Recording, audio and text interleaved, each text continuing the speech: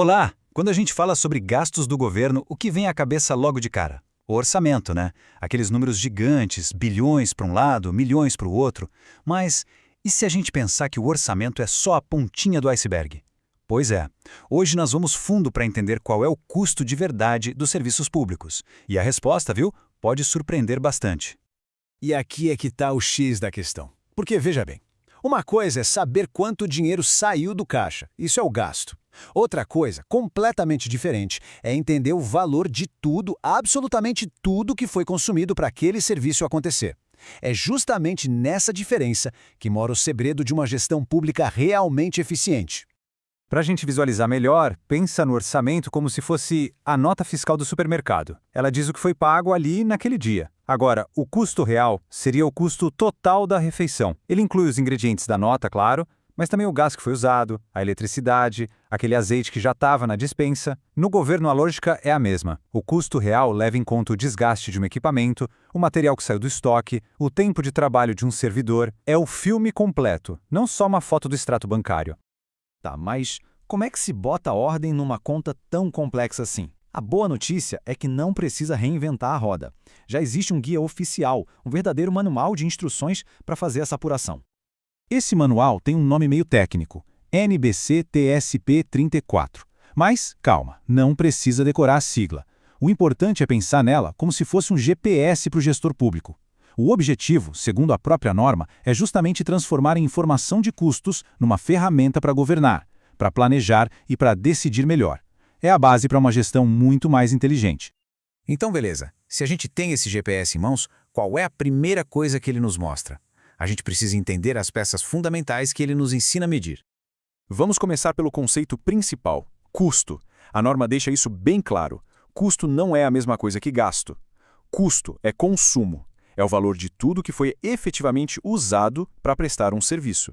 Se um hospital usa um remédio que já estava lá no estoque, isso é um custo daquele momento, não importa se ele for pago meses atrás. O que conta é quando o recurso foi consumido.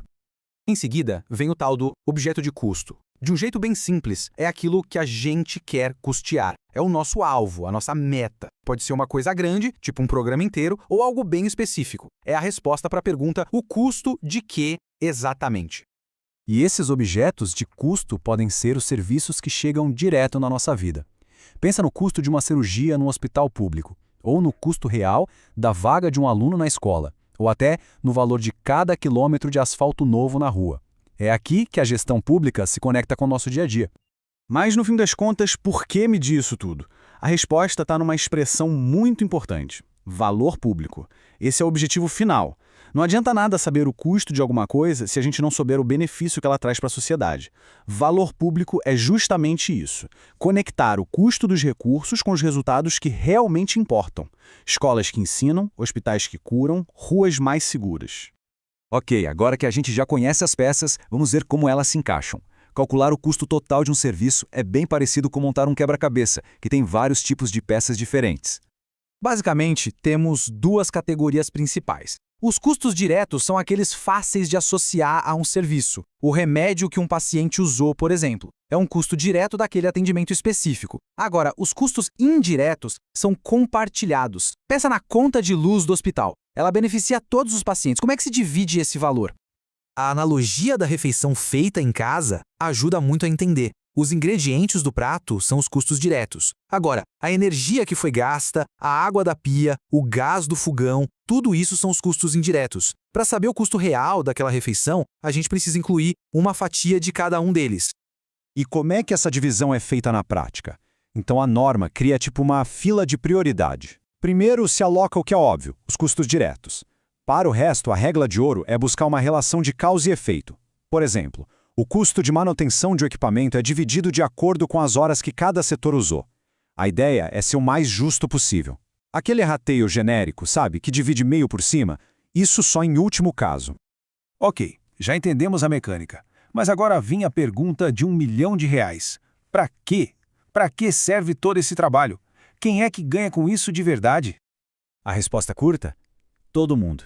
É isso mesmo. Os gestores usam para decidir melhor, os órgãos de controle para fiscalizar com mais precisão, os legisladores, os pesquisadores e, claro, nós, cidadãos, para podermos cobrar com mais fundamento.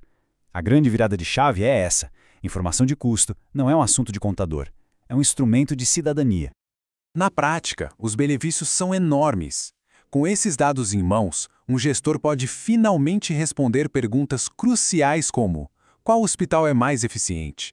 Vale mais a pena comprar ou alugar veículos? O nosso orçamento para o ano que vem é realista? No fim do dia, tudo isso se resume a usar o dinheiro público de forma mais inteligente, com muito mais transparência e responsabilidade. A própria norma resume a filosofia por trás de tudo isso nesta frase. O foco é a melhoria da qualidade do gasto. Percebe? A meta não é simplesmente cortar custos, é gastar melhor, gerando o máximo de valor para a sociedade com os recursos que a gente tem. E tudo isso nos leva a uma reflexão final. Entender o custo real das coisas nos dá uma nova lente para avaliar o governo. Sabendo quanto os serviços custam, a conversa muda de quanto foi gasto para qual o valor que estamos recebendo em troca desse custo. Uma pergunta muito mais poderosa que todos nós podemos e devemos começar a fazer.